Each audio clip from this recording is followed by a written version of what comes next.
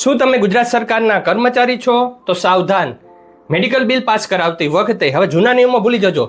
સરકારશ્રીએ રાતોરાત પરિવારની વ્યાખ્યા જ બદલી નાખી છે. હવે કોને મેડિકલ બિલ સહાય મળશે અને કોનું નામ કપાઈ જશે, જો આ નિયમ નહીં જાણો તો લાખો રૂપિયાનું નુકસાન થઈ શકે છે. ચાલો જાણીએ કે આ નવા સનસનીખેજ ઠરાવ વિશે બધું જ વિગતવાર. મિત્રો, આરોગ્ય અને પરિવાર કલ્યાણ વિભાગ દ્વારા તારીખ 10 માર્ચ 2026 ના રોજ એક મહત્વનો ઠરાવ બહાર પાડવામાં આવ્યો હતો.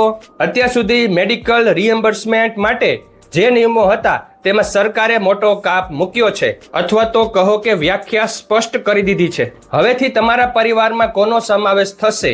શું તમારા માતા પિતા કે વિધવા બહેનને આ લાભ મળશે?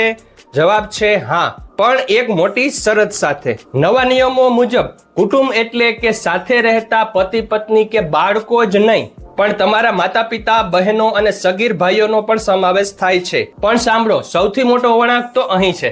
જો તમારા પરિવારના કોઈ સભ્યની માસિક આવક 500 રૂપિયાથી 1 રૂપિયો પણ વધારે હશે તો તમને સરકારી ચોપડે આશ્રિત ગણવામાં આવશે નહીં. હા, તમે સાચું સાંભળ્યું, ફક્ત 500 રૂપિયાની મર્યાદા નક્કી કરવામાં આવી છે.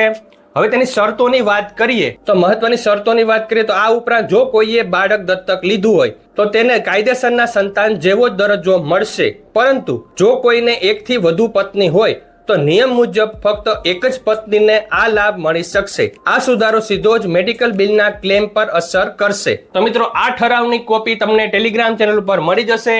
ટેલિગ્રામ ચેનલ લિંક ડિસ્ક્રિપ્શનમાં છે, તો આ ઠરાવની કોપી સાચવી રાખજો, કેમ કે આ ખૂબ જ ઉપયોગી સાબિત થશે. આજનો વિડીયો હતો એ અપડેટને લઈને હતો.